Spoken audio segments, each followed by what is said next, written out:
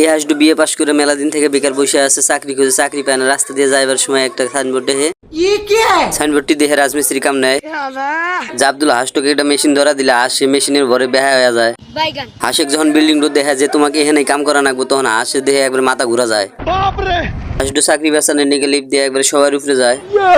Lip দিয়ে উপরে গেলে কি হবো, হাঁস তো আর মেশিন চালান পারে না। মনে মনে ভাবে আমি এখন কি করবো। হাত যখন উপর থেকে নিচে তাই মনে মনে ভাবে আমি আজকে শেষ, এখনই আইলাম কাম করবার নিকে। হাঁসটুক শুয়ে থাকবা দেখে জব্দুল যায় আর কয় তুমি এখানে কি করবার আইসাও। হাঁসটু জব্দুল দেখে দৌড় দিয়া যায় কাম করবার নিকে। হাঁসটু এটা পাইপের ভেতর দিয়ে ঢুকে লোহার খাম্বার উপর নামে। লোহার খাম্বার উপর নাম লিখালা জব্দুলের সামনে দেখ পারবা। আরেকজনের মাথা উপরে নামে তার চেপটা বানা থুয়ে যায়। জব্দুল এখন মনে মনে ভাবে আমি এই কোন হাঁস নিয়ে আইলাম, এই কাম করবার নিকে আইছে না কি করবার আইছে। এই হাঁসটু মাছ ধরবার নিকে নদীর মধ্যে বসি ফেলে, কিন্তু বসি তুলে মাছ কোনো ওঠে না। একটা পিঁপড়াক দেখে মনে মনে ভাবে এই পিঁপড়া ঢোক দিয়া যদি আমি বসি ফেলাই তাহলে তো মাছ উঠবো। পিঁপড়া ঢোক ভুজুং বাজুং বুঝায় পিঁপড়াটাক রাজি করে নেয়। পিঁপড়াটা যখনই নিচে নামে একটা মাছ আসে পিঁপড়া খাইবার নিকে, তখনই হাঁসটু একটা মাছ ধরে নেয়। পিঁপড়াটা ভাবে আমি আজকে শেষ, আর মনে হয় বাঁচবো না।